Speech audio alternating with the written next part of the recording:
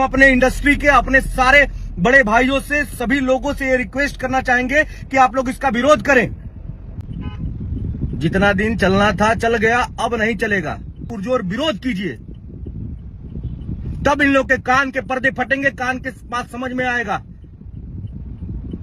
कोई कुछ भी बोल दे रहा है, कोई कुछ भी बना दे रहा है। हम लोग कुछ बोलते नहीं है, इसका मतलब क्या है? बिना विरोध के ये लोग सुधरेंगे नहीं, और अपनी ताकत दिखानी है। हमें किसी को जबरदस्ती एक आदमी के बुलवा लेने से कोई सलमान खान नहीं हो जाता, कोई ऋतिक रोशन नहीं हो जाता। तो जिंदगी है, कोई बात नहीं। हम बोलना नहीं चाहते थे और हम 2 दिन से कुछ बोल भी नहीं रहे थे क्योंकि तबीयत भी खराब था।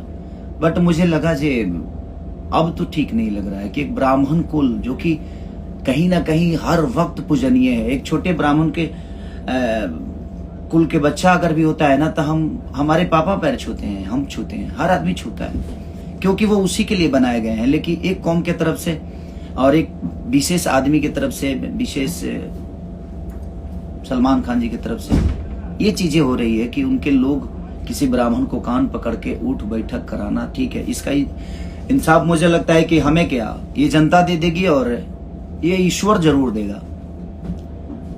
अगर आपसे कोई विशेष प्रॉब्लम है और लड़की का सहारा लेकर ये सब करना, अरे बाप रे, अब इतनी हद तक कोई गिर जाएगा मुझे तो पता नहीं था।